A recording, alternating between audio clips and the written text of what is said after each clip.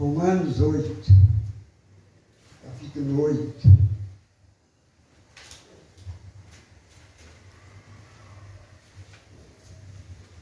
Aleluia. A partir do versículo 1 ao 5. Glória a Deus. Que Deus abençoe a todos que estão aqui e os que não puderam vir. Por algum motivo, não puderam vir, né? Que a chuva não foi tão forte assim. Mas Deus sabe tudo, Ele sabe o porquê de tudo. Amém? Amém. Todos encontraram? A nova vida debaixo da graça, segundo o Espírito de santidade e adoção. Portanto, agora nenhuma condenação há para os que estão em Cristo Jesus, que não andam segundo a carne, mas segundo o Espírito. Porque a lei do Espírito de vida em Cristo Jesus me livrou da lei do pecado e da morte. Porquanto o que era impossível à lei, visto como estava enferma pela carne, Deus, enviando seu Filho em semelhança da carne do pecado, pelo pecado condenou o pecado da carne, para que a justiça da lei se cumprisse em nós, que não andamos segundo a carne, mas segundo o Espírito. Porque os que são segundo a carne inclinam-se para as coisas da carne, mas os que são segundo o Espírito, para as coisas do Espírito. Porque a inclinação da carne é morte, mas a inclinação do Espírito é vida e paz. Amém? Amém. Podem sentar em nome de Jesus. Glória a Deus, aleluia. Bem, como vemos aqui, prestem atenção nessa frase. Ele é inocente, deixem-no ir. Se você estivesse no corredor da morte e ouvisse essa frase, o que significaria para você? Se você estivesse no corredor da morte. Muita coisa, né? Uma alegria muito grande, uma satisfação imensa, e era como se você tivesse recém-nascido, como se você tivesse ressuscitado. Deixem-no ir, ele é inocente. E é assim que Jesus faz com as pessoas, com todos nós. Glória a Deus. Porque, na verdade, todos nós humanos estamos no corredor da morte, por desobedecer a lei, a santa lei de Deus. Então, todos nós estamos no corredor da morte. Bem? Condenado por ter desobedecido repetidamente a santa lei de Deus. Sem Jesus, não teríamos esperança. Mas, graças a Deus, Ele nos declarou inocentes, ofereceu libertação do pecado e poder para agirmos conforme a sua divina vontade. Ele nos deu força, nos deu poder, mas para agirmos sob sua vontade, não a nossa. E a nossa vontade, geralmente, é a vontade da carne. E a vontade da carne só leva para o mal, para o pecado, Deus. para a morte. Glórias a Deus. Louvado seja o nome do Senhor. É verdade, Senhor. E o capítulo 2 diz: porque a lei do Espírito de vida em Cristo Jesus me livrou da lei do pecado. Eita. Esse Espírito de vida é o Espírito Santo. Ele estava presente na criação do mundo. Gênesis 1, versículo 12. É o poder ativo no novo crescimento de cada cristão. Ele nos dá o que precisamos para seguir uma vida cristã. O que é que nos dá? Nos dá conhecimento, sabedoria, discernimento. Ensina-nos a amar, a ser fiel. É isso que Deus nos ensina. Aleluia, glórias a Deus. Jesus se ofereceu em sacrifício para expiação dos pecados. Eita. No Antigo Testamento, os sacrifícios de animais eram praticamente feitos sempre nos templos. Sabe por quê? Porque eles achavam que o sacrifício, o sangue de animal, tirava o pecado. Não tira. O sangue de animal não tira o pecado. A verdade é essa. Quem tira o pecado, quem perdoa é Jesus, é Deus. E não o sangue de animal. E está escrito realmente em Hebreus 10:4.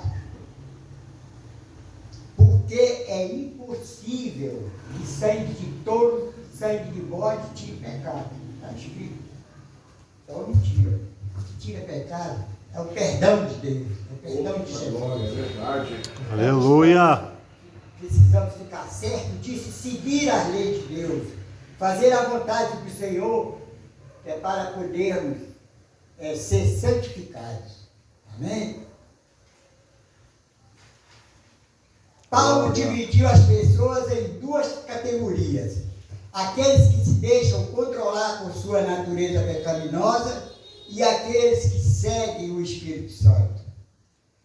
Todos nós estaríamos na primeira categoria se Jesus não tivesse nos oferecido o escape. Não tivesse dado sua vida, seu sangue, tivesse sofrido, apanhou, sofreu, foi humilhado para nos tirar o pecado de nossa vida. Então, se ele não tivesse dado o escape, nós estaríamos perdidos.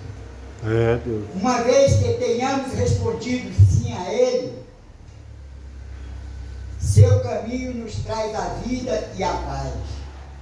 Devemos preferir conscientemente centralizar nossa vida em Deus.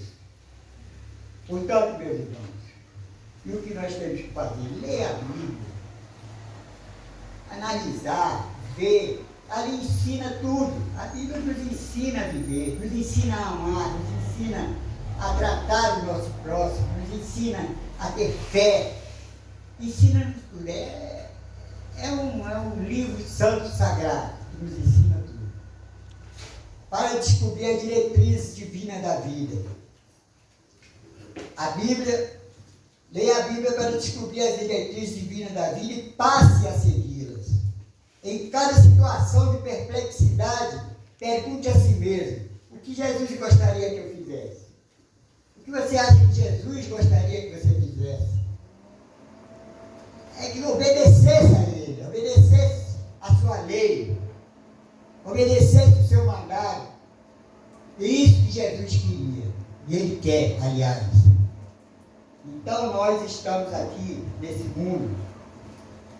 É um mundo cruel, difícil de se viver, mas se estivermos com Cristo, venceremos em nome de Jesus. Aleluia. Porque Ele é a nossa salvação, é o nosso amor, nosso querer, é a nossa vontade. Não é a nossa vontade, é a dele, aliás.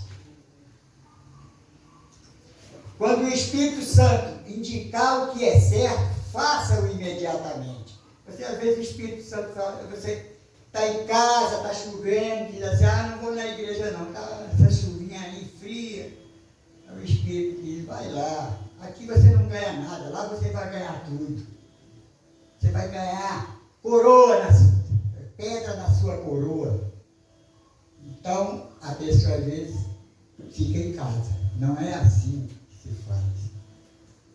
Obedeça ao Espírito Santo, porque é a luta do Espírito com a carne. A carne diz não, o Espírito diz sim para as coisas boas de Deus. Amém? Glória a Muitas Deus. vezes desobedecemos por fazermos a vontade da carne. Você vê, aqueles dois ladrões que estavam lá crucificados por Cristo, um se rendeu, o outro não. Não é isso? Então aquele que se rendeu, embora continuar, ele tinha mais fé do que muitos discípulos de Jesus. Por que ele tinha mais fé? Porque os discípulos, quando viram Jesus crucificado, quando viram Jesus morto, se acabou a batalha. Nós esperávamos que ele viesse redimir Israel. E aí, e olha o que aconteceu. Então, como diz assim, ele não é um rei. Ele não é tão poderoso assim. Se fosse, ele desceria, expulsaria os romanos. Mas não é assim. Deus não quer isso. Deus quer amor. Deus queria era ganhar eles, não perder. Então ele não tratou os perdedores. A maioria se escondeu como um dos seguidores de Jesus e disse com tristeza 2 dias depois de sua morte. E nós esperávamos que fosse ele que redimisse Israel. Em contraste, o criminoso,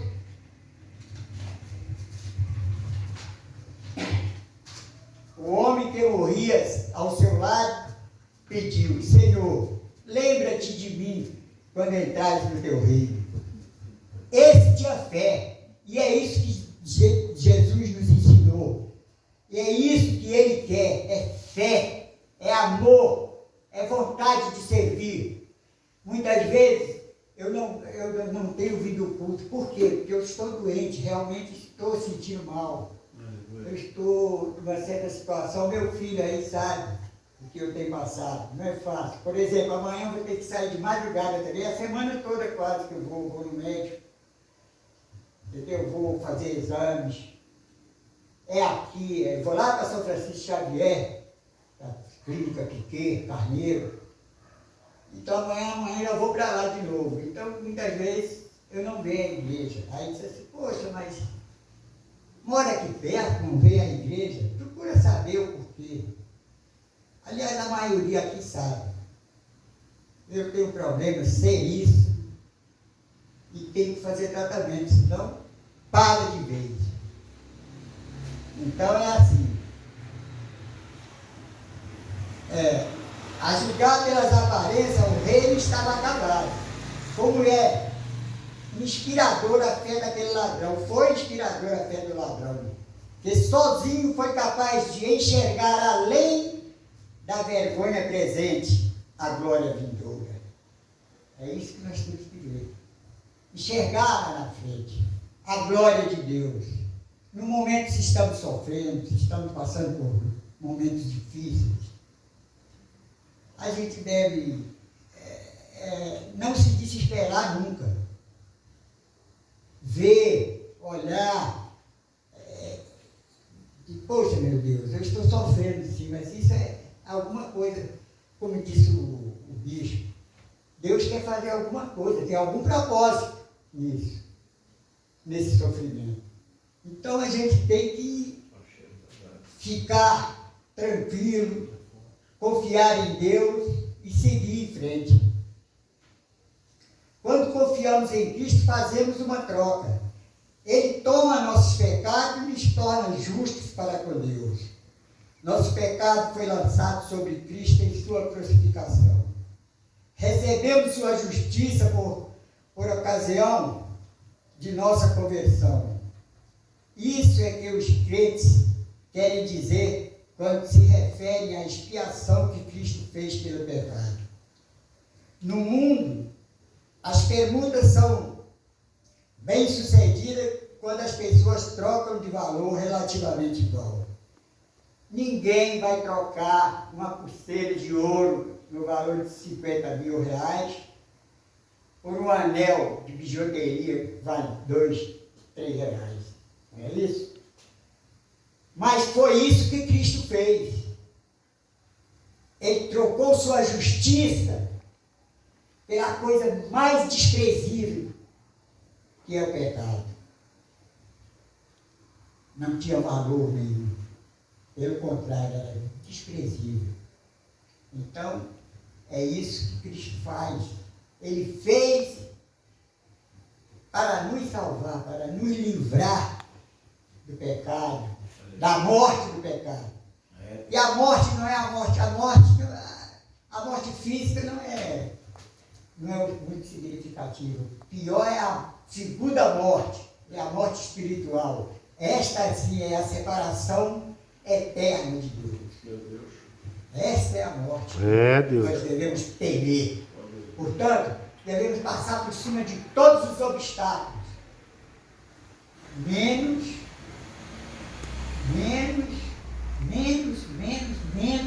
por cima da palavra de Deus. Devemos correr, fazer o que pudermos para agradar a Deus, para que sejamos salvos, pois a segunda morte é a separação eterna de Deus. Amém?